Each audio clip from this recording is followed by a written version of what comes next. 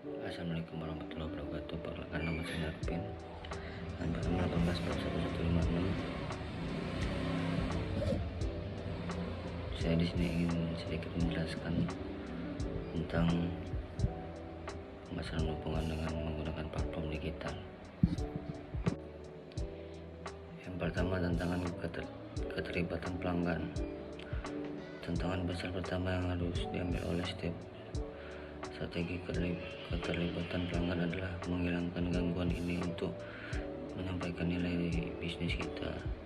Tidak hanya sekali tetapi berulang kali, karena keterlibatan dibangun dari interaksi yang berulang dan isu-isu atau hambatan yang mempengaruhi kemampuan sebuah perusahaan ataupun organisasi untuk menjalani interaksi yang kuat dan positif dengan pelanggan mereka, di mana keterlibatan pelanggan adalah salah satu faktor utama keberhasilan dari pemasaran suatu produk. Keterlibatan pelanggan akan memberikan sebuah evaluasi atau kesan mengenai bagaimana mereka telah berbelanja pada platform digital tersebut.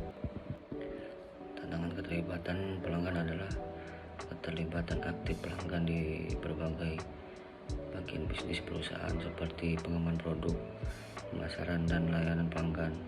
Ini melibatkan berbicara dengan pelanggan untuk mempelajari tentang kebutuhan, preferensi, dan harapan mereka sehingga produk dan layanan dapat dibuat lebih baik untuk memenuhi kebutuhan mereka.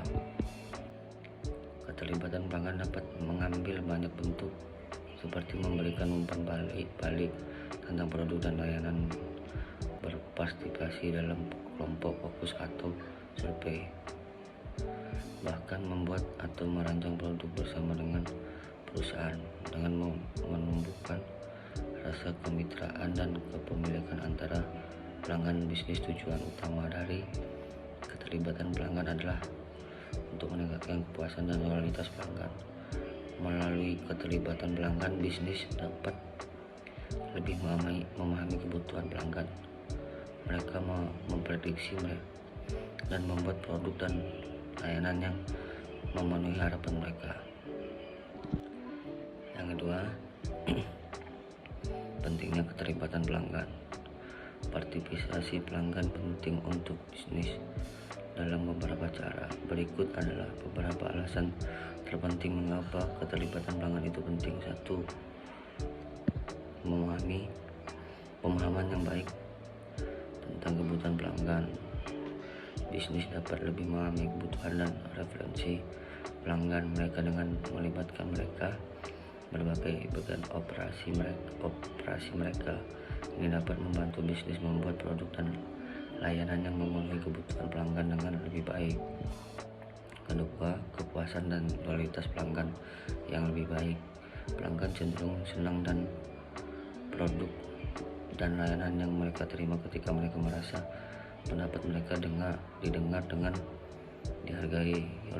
Loyalitas dan retensi yang meningkat dapat dihasilkan dari hal ini.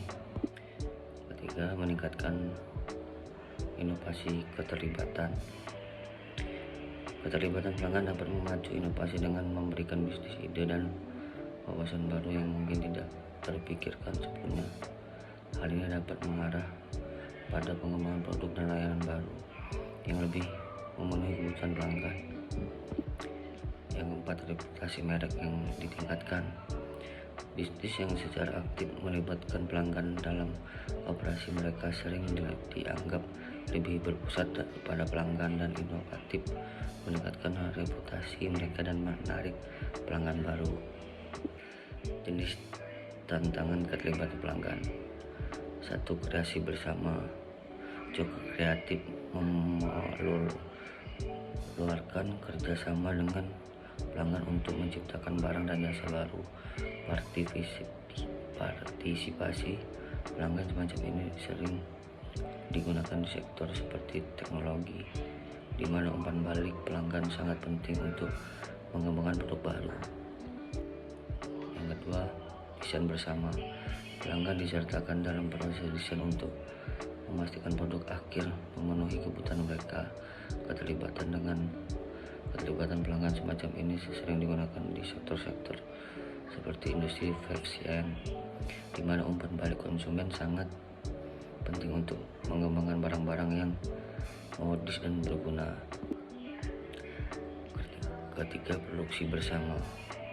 Untuk meningkatkan kualitas produk, jadi produksi bersama memerlukan keterlibatan pelanggan dalam proses manufaktur. Dalam industri seperti layanan makanan, dan di mana pelanggan dapat memberikan umpan balik yang berwawasan tentang rasa dan kualitas makanan. Jenis partisipasi pelanggan ini sering digunakan. Yang keempat, timbal balik pelanggan. Kumpulan umpan balik pelanggan tentang interaksi mereka dengan barang dan jasa untuk penawaran masa depan yang lebih baik. Partisipasi dan pelanggan semacam ini sering digunakan dalam bisnis seperti retail, di mana input pelanggan dapat digunakan untuk menyempurnakan tata letak toko, tampilan produk, dan layanan pelanggan. Manajemen siklus pelanggan. Manajemen siklus hidup pelanggan menjadi semakin penting bagi bisnis untuk tetap kompetitif dan mempertahankan pelanggan di era digital saat ini. Sistem manajemen hubungan pelanggan dalam CRM telah mempermudah bisnis untuk mengelola seluruh perjalanan pelanggan, mulai dari akuisisi hingga loyalitas. Siklus hidup pelanggan dalam CRM mencakup semua tahapan perjalanan pelanggan, mulai dari kesadaran awal hingga loyalitas pasca pembelian. Tujuan dari manajemen siklus hidup pelanggan adalah untuk mengoptimalkan pengalaman pelanggan dan memaksimalkan nilai setiap pelanggan.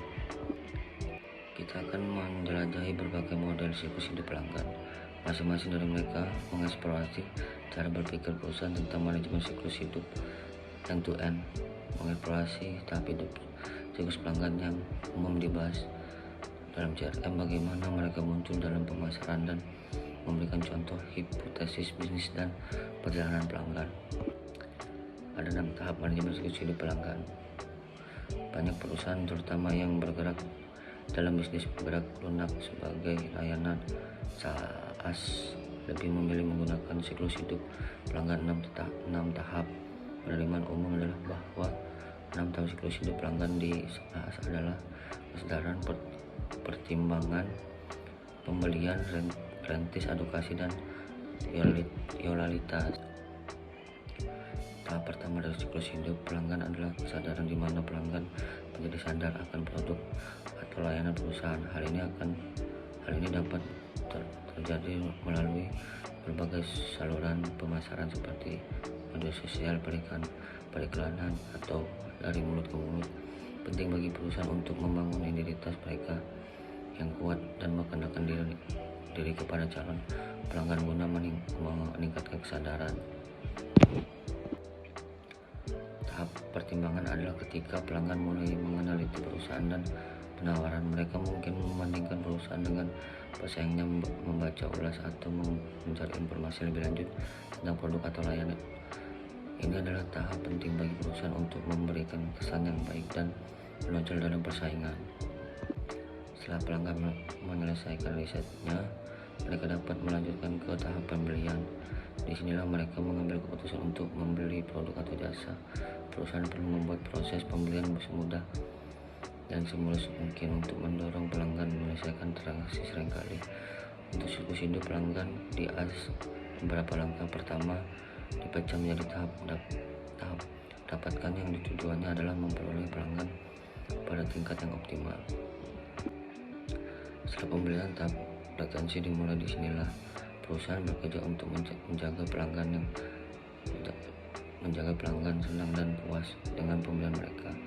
Layanan dan dukungan pelanggan penting dalam tahap ini, serta memberikan insentif dan penghargaan untuk mendorong bisnis yang berulang. Selain itu, beberapa perusahaan menambahkan konsep orientasi sebagai tahap sebelum tahap retensi dengan fokus untuk membuat pelanggan aktif dan berjalan secara efektif. Untuk tahap edukasi, tujuannya adalah memuaskan pelanggan sehingga mereka menjadi penggemar perusahaan dan produk atau jasa. Mereka mungkin meningkatkan ulasan produktif, setuju untuk meningkatkan referensi dan merekomendasikan perusahaan tersebut kepada orang lain, atau bahkan menjadi duta merek yang proaktif. Perusahaan harus berusaha menciptakan pengalaman pelanggan yang positif untuk mendorong edukasi. Terakhir, tahap prioritas adalah saat perusahaan berusaha menciptakan pelanggan setia jangka panjang yang terus menggunakan mendukung produk atau layanan mereka. Hal ini melibatkan dukungan pelanggan yang berkelanjutan. Pembaruan rutin adalah meningkatkan produk serta membangun komunitas yang kuat seperti merek. Pemasaran siklus hidup pelanggan. Pemasaran siklus hidup pelanggan adalah strategi yang melibatkan penggunaan berbagai saluran dan taktik pemasaran untuk menarik, melibatkan dengan mempertahankan pelanggan sepanjang perjalanan untuk mereka bersama perusahaan.